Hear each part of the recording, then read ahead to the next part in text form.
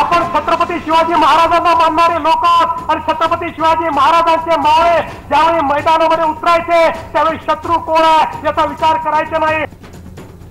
मैदानात उतरून लढाईला सज्ज राहा, शत्रू कोण आहे याचा विचार करू नका, कार्यकर्त्यांना मुख्यमंत्र्यांचे आदेश। युती अगोदरच मुख्यमंत्र्यांची शिवसेनेला थेट तंबी। रत्नागिरीच्या लोटे एमआयडीसी मधल्या योजना केमिकल्स मध्ये वायू गळती, वारंवार तक्रारी करूनही समस्या न सुटल्यानं नागरिक संतप्त। मनमाडमध्ये रेल्वे बुकिंग कार्यालयाजवळ झोपलेल्या अपंग भिकाऱ्याला रेल्वे पोलिसाची बेदम मारहाण, रेल्वे पोलीस जयकुमार तायडेचा अमानुषपणा कॅमेऱ्यात कैद। मुंबई अहमदाबाद हायवेवर अनेक तासांपासून ट्रॅफिक जाम, खानिवडे टोल नाक्यावर वाहनांच्या लांबच लांब रांगा, हळूहळू वाहतूक पूर्वपदावर। अनुदानाची मागणी मान्य झाली नाही तर यावर्षी तपासणीसाठी ताब्यात दिल्या जाणाऱ्या 12वीच्या उत्तरपत्रिका फेटाळून दिल्या जातील, महाराष्ट्र राज्य विना अनुदानित उच्च माध्यमिक शाळा कृती समितीचा इशारा।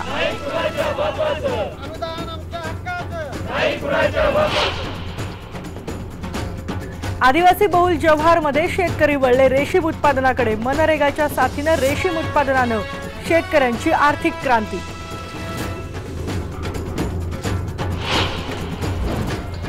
आणि सोलापुरात सिद्धेश्वराच्या यात्रेला सुरुवात, सिद्धेश्वराचा विवाह सोहळा थाटात संपन्न।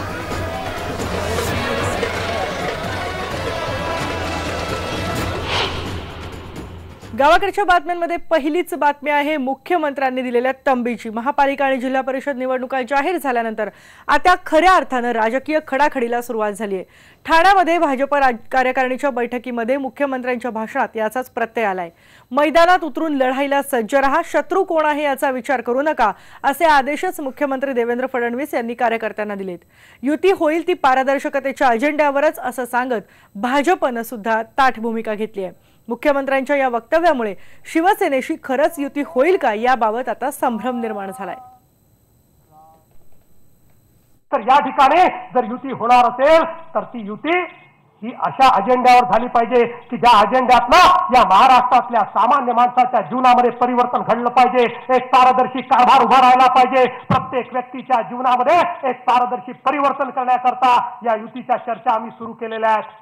मी आज या संदर्भात अधिक बोलणार नाही, पण कार्यकर्त्यांना आणि पदाधिकाऱ्यांना मला एवढंच सांगायचं आहे, युतीच्या संदर्भातल्या चर्चा आणि त्याचे निर्णय हे या ठिकाणी बसलेले पदाधिकारी निश्चितपणे करतील, त्याची काळजी करायचं कारण नाहीये। सैनिकाचं काम काय आहे? सैनिकाचं काम आहे मैदानात उतरलं तर लढाईला जायचं आणि लढाईला जाताना चिंता करायची नाही। तुम्ही एक गोष्ट निश्चितपणे लक्षात ठेवा, आपण छत्रपती शिवाजी महाराजांना मानणारे लोक आहोत आणि छत्रपती शिवाजी महाराजांचे मावळे ज्यावेळी मैदानामध्ये उतरायचे त्यावेळी शत्रू कोण आहे याचा विचार करायचा नाही, समोर कोण आहे याचा विचार करायचा नाही। त्यांचा पूर्ण हे मान्यता होती देव देश आणि धर्मासाठी लढायचं आहे आणि त्यामुळे या ठिकाणी आपलं स्वराज्य स्थापित करण्याकरता मैदानात येऊन आमचे मावळे ज्यावेळी लढायचे त्यांच्या मनामध्ये ठाम विश्वास होता, आमचे छत्रपती शिवाजी महाराज हे स्वतः करता लढत नाहीये, त्यांना स्वतःचं स्वराज्य करायचं नाहीये, त्यांना या ठिकाणी जनतेचं राज्य रयतेचं राज्य स्थापित करायचं आहे आणि म्हणून ही लढाई आहे। बंधू भगिनींनो, तोच विश्वास तुमच्या मनामध्ये असला पाहिजे। आमचे नेते नरेंद्र मोदी यांच्या स्वतःचा कुठलाही पर्सनल अजेंडा नाही, त्यांचा स्वतःचा कुठलाही स्वार्थ नाही आहे, या देशाकरता आपल्या जीवनातले 24 तास क्षण क्षण कण कण देणारा अशा प्रकारचा आपला नेता आहे। त्यामुळे जो मार्ग माननीय मोदीजींनी या देशामध्ये तयार केला त्या मार्गाने चालायचा आणि त्या मार्गाने चालत असताना त्यांचे मावळे म्हणून त्यांचे कार्यकर्ते म्हणून या ठिकाणी खऱ्या अर्थानं या निवडणुकीला सामोरं जायचं आहे। मुख्यमंत्र्यांनी तर शिवसेनेला तंबी दिली आहे, पण जिल्हा परिषदेच्या सुद्धा निवडणुका जाहीर झाल्यात आणि औरंगाबादमध्ये या निवडणुकीच्या हालचालींना वेग आलाय। सगळ्यांचंच लक्ष लागलंय ते सेना भाजपच्या युतीकडे। मागच्या निवडणुकीमध्ये सेना भाजप स्वतंत्र लढले होते, सेनेचे 19 आणि भाजपचे 6 उमेदवार आले होते। काँग्रेस राष्ट्रवादी सुद्धा एकटेच लढले होते। काँग्रेसला 15 तर राष्ट्रवादीला 11 जागा मिळवता आल्या होत्या। निवडणुकीनंतरही आघाडी युती करून चारही पक्षांच्या हाती सत्तेच्या चाव्या येत नव्हत्या, पण मग पहिल्यांदाच मनसेनं या निवडणुकीत किंग मेकरची भूमिका निभावली। मनसेकडे ज्या 6 जागा होत्या त्या जागांचं पाठबळ मनसेनं आघाडीच्या पाठीशी उभं केलं आणि औरंगाबाद जिल्हा परिषदेच्या चाव्या काँग्रेस राष्ट्रवादीच्या हाती आल्या। यंदा मात्र सेना भाजपची युतीही तळात आहे आणि राष्ट्रवादी काँग्रेस आणि काँग्रेस यांच्यातही आघाडीच्या हालचाली दिसत नाहीयेत। सेना भाजपची औरंगाबादमध्ये युती होण्याची शक्यता कमीच आहे, कारण सेनेची ताकद भाजपच्या 3 पट जास्त आहे। त्यामुळे स्थानिक पातळीवरचे सेनेचे पदाधिकारी भाजपला सोबत घ्यायला उत्सुक दिसत नाहीयेत। आणि काय औरंगाबादमध्ये पक्षीय बलाबल आहे आपण बघूयात। सध्या आहे काँग्रेसचे 15 सदस्य, राष्ट्रवादी काँग्रेस जे आहेत त्यांचे 11 आहेत, शिवसेना 19 आणि भाजप 6 आहेत, मनसेचे 6 आहेत तर अपक्ष 2 आहेत। म्हणजे एकूणच औरंगाबादमध्ये आता काय होणार हे पाहावं लागणार आहे। मराठवाड्यामध्ये कोणतीही निवडणूक जाहीर झाली की प्रसिद्धीच्या झोतात येतो तो बीड जिल्हा, कारण बीड जिल्ह्यामध्ये घराण्यातच राजकीय फाईट असते। जिल्हा परिषदेमध्येही तशीच फाईट होणार आहे। परळीमध्ये धनंजय मुंडे विरुद्ध पंकजा मुंडे ही लढत 100% होणार, तर दुसरी बीडमध्ये क्षीरसागर कुटुंबामध्ये काका पुतण्याची लढत होणार आहे। आता महत्त्वाची गोष्ट या ठिकाणी अशी आहे की इतर ठिकाणी ही जी आहे लढती या युतीमध्ये होतील किंवा आघाडीमध्ये त्या होतील की नाही होतील याबद्दलचा संभ्रम आहे। महत्त्वाची गोष्ट या ठिकाणी अशी की थोडंसं मागं जावं लागेल, कारण उद्धव ठाकरे यांनी दुष्काळाच्या काळामध्ये जी कामं केलेली आहेत, प्रशासकीय मदतीची अपेक्षा न करता त्यांनी स्वतःचा पैसा घालून शिवसेनेने जे आहे शेतकऱ्यांना चारा पाण्याची सोय केली होती। खऱ्या अर्थाने जिल्हा परिषदेच्या निवडणुकीची तयारी शिवसेनेने त्याच वेळेस केली होती। त्यामुळे मराठवाड्यामध्ये भाजपच्या तुलनेमध्ये शिवसेनेची जी आहे ताकद वाढलेली आहे आणि मराठवाड्यामध्ये बीड आणि परळीचा काही भाग सोडता भाजपला खूप मोठ्या प्रमाणात ताकद मराठवाड्यात दिसत नाही। उदाहरणार्थ आपण जर बघितलं तर औरंगाबाद जिल्हा परिषदेमध्ये भाजपच्या जवळपास 3 पट ताकद शिवसेनेची आहे। भाजपचे केवळ 6 सदस्य आहेत तर शिवसेनेचे 19 सदस्य या ठिकाणी आहेत। महत्त्वाची गोष्ट या ठिकाणी अशी आहे की आता युती झाली तर काय नवीन वेगळी गणितं मांडले जातील आणि जर आघाडी नाही झाली तर सेना भाजपची रणनीती काय असेल। एकंदरीतच मागचा इतिहास बघता आणि आताची रणनीती बघता मराठवाड्यामध्ये काही ठिकाणी सोडता मोठ्या प्रमाणामध्ये अनेक ठिकाणी जे आहे शिवसेनेचे नेते पदाधिकारी भाजपसोबत युती करायला तयार नाहीत, कारण दुष्काळातल्या कामाचा त्यांना आता फायदा होईल अशा पद्धतीची जी आशा आहे सेनेच्या पदाधिकाऱ्यांना आहे। आता आपल्याला माहीत आहे की 1 ते 2 दिवसामध्ये युती होईल की नाही होईल, आघाडी होईल की नाही होईल, या गोष्टी निश्चित होतील। मात्र मराठवाड्याच्या ज्या लढती आहेत त्या महाराष्ट्राचं लक्ष वेधून घेतील हे मात्र नक्की। आणि आता बातमी आहे रत्नागिरीतली। पुन्हा आज रत्नागिरीच्या लोटे MIDC मध्ये वायू गळती झाली होती। केमिकल कंपनीत केमिकल लीक झाल्यामुळे इथे धुराचे अक्षरशः लोंढ पसरले होते, त्यामुळे नागरिकांना श्वसनाचा सुद्धा त्रास होत होता। दुपारी योजना कंपनीतून ओलेम 65 हे केमिकल लीक झालं आणि त्यामुळे संपूर्ण परिसरात धुराचं साम्राज्य पसरलं होतं। अचानक लोटा गावातल्या चाळकेवाडीतल्या नागरिकांना सुद्धा श्वसनाचा त्रास व्हायला लागला, त्यांना परशुराम रुग्णालयात दाखल करण्यात आलं। तसंच धुरावर नियंत्रण मिळवण्यासाठी अग्निशमन दलाला सुद्धा पाचारण करण्यात आलं, पण ओलेम 65 या केमिकलवर पाणी मारलं तर ते सगळ्यात जास्त पसरत होतं, त्यामुळे धूर आणखी वाढण्याची भीती होती। कंपनीत कोणत्याही प्रकारची सुरक्षितता नसल्यामुळेच हा प्रकार घडल्याचा ग्रामस्थांचा आरोप आहे। प्रदूषण नियंत्रण मंडळाच्या अधिकाऱ्यांनी या कंपनीची पाहणी करावी यासाठी त्यांना सुद्धा बोलावणं करण्यात आलंय। त्वरित कंपनी बंद करावी अशी मागणी सुद्धा ग्रामस्थांनी केली आहे। यानंतरची बातमी आहे मनमाडची। अत्यंत धक्कादायक अशी बातमी आहे, कारण मनमाड रेल्वे बुकिंग कार्यालयाजवळ झोपलेल्या प्रवाशांसह एका अपंग भिकाऱ्याला तिथल्या रेल्वे पोलिसांनं बेदम मारहाण केली आणि ही मारहाण आपण बघू शकतो किती भयानक प्रकारचे। मनमाड रेल्वे पोलीस असलेल्या जयकुमार तायडे यांनी या भिकाऱ्याला अमानुषपणे काठ्या आणि लाथांनी अक्षरशः तुडवलेलं आहे। या प्रकरणी तायडेची कसून चौकशी केली जाते आणि त्यांच्यावर कडक कारवाई केली जाणार असल्याचं रेल्वे पोलीस अधीक्षकांनी सांगितलं आहे।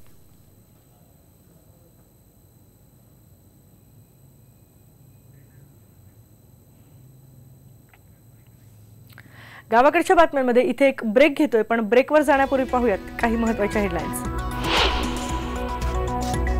मनमाडमध्ये रेल्वे बुकिंग कार्यालयाजवळ झोपलेल्या अपंग भिकाऱ्याला रेल्वे पोलिसाची बेदम मारहाण। रेल्वे पोलीस जयकुमार तायडेचा अमानुषपणा कॅमेऱ्यात कैद। मुंबई अहमदाबाद हायवे काही तासांपासून जाम। खानिवडे टोल नाक्यावर वाहनांच्या लांबच लांब रांगा। आणि रत्नागिरीच्या लोटे MIDC मधल्या योजना केमिकल्समध्ये वायू गळती।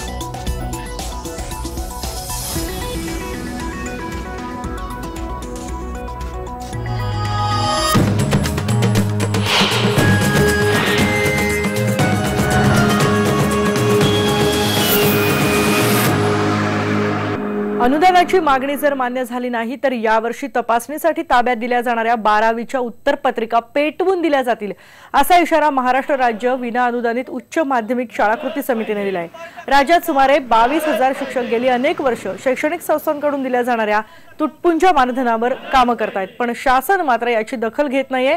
याच्या विरोधातच शिक्षकांनी आंदोलन छेडलंय।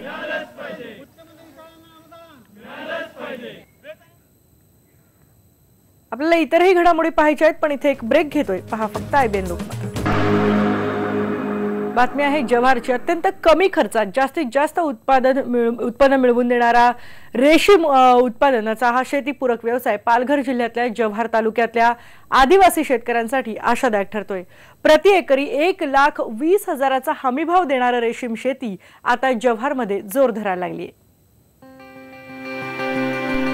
आदिवासी बहुल पालघर जिल्ह्यातलं भात हे पारंपरिक पीक, पण निसर्गावर अवलंबून असलेल्या पिकानं आदिवासी बांधवांना ठोस उत्पन्न मिळत नव्हतं। पण गेल्या वर्षापासून 13 शेतकऱ्यांनी 10 एकरावर तुतीची लागवड केली आणि सप्टेंबर ते मे पर्यंत रेशम कीटकापासून 1600 किलो कोशाचं उत्पन्न मिळवलं। त्यातून 7 लाख रुपये या शेतकऱ्यांना मिळालेत। साधारण आम्हाला बियाणं जुन्या शेतकऱ्यांकडून उपलब्ध करून दिलं आमच्या साहेबांनी। त्याच्यानंतर ते आम्ही साधारण 22 टीनमध्ये बुरशीनाशक पावडरमध्ये 1 ते 1.5 तास त्याचं ड्रिपिंग करून आणि मग सरी पद्धतीने लागवड केली आणि त्याची साधारण नंतर मग 5 ते 6 महिन्यांनी त्याची पूर्ण वाढ झाल्यानंतर उत्पादन सुरू होते। या तुतीच्या लागवडीसाठी राज्य सरकारनं यावेळी मनरेगा मार्फत 100% अनुदान दिलंय। मनरेगाच्या अंतर्गत 3 वर्षांसाठी 1,92,000 रुपये सामुग्री आणि मजुरी रेशीम विकास महामंडळ देतं। त्यात 88,000 रुपये शेड बांधण्यासाठी दिले जातात।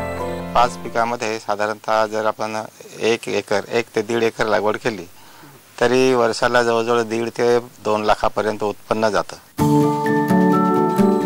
तुतीच्या कलमाची लागवड केल्यानंतर तुतीची बाग 3 ते 4 महिन्यात तयार होते।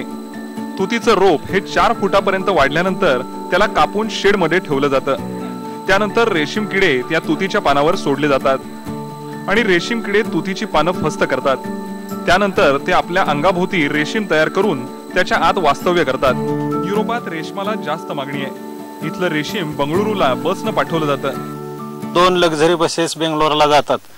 तर त्या व्यापाऱ्यांशी आम्ही हे करून विनंती करून त्याने आम्हाला सांगितले की तुम्ही आमचा माल दररोज त्या शिर्डीला 12 वाजता ती गाडी सुटते त्याच्यात टाका, दुसऱ्या दिवशी आम्ही तुमचं पेमेंट लगेच नगद करतात। मार्केटिंगचा प्रॉब्लेम नाही आणि दर रेशमाचे कधीही असे एकदम उतरले 100 रुपयावर आले असं कधीच होत नाही। शेतकऱ्यांना ठोस उत्पन्न मिळवून देणारं पीक म्हणून रेशमाकडे पाहिलं जातं। म्हणूनच जव्हार सारख्या आदिवासी भागातही शेतकऱ्यांनी हे पीक घ्यायचं धाडस केलंय। विजय राऊत, IBN लोकमत, जव्हार। यानंतरची बातमी आहे सोलापूरची। सोलापूरच्या सिद्धेश्वर यात्रेला सुरुवात झाली आहे। सिद्धेश्वरायांचा विवाह सोहळा संपन्न झालाय। सिद्धरामेश्वरांनी स्थापन केलेल्या शहरातल्या 68 लिंगांना तेलाचा अभिषेक करून या सोहळ्याची सुरुवात झाली आहे। आज सकाळी विवाह सोहळ्याचे मानकरी असलेल्या हिरे हब्बू यांच्या वाड्यामध्ये मानाच्या काठ्यांची पूजा करून या तैलाभिषेकासाठी काठ्या मार्गस्थ झाल्या। यावेळेला माजी गृहमंत्री सुशीलकुमार शिंदे हे सपत्नीक उपस्थित होते। हा सोहळा सर्वधर्म समभावाचं प्रतीक समजला जातो।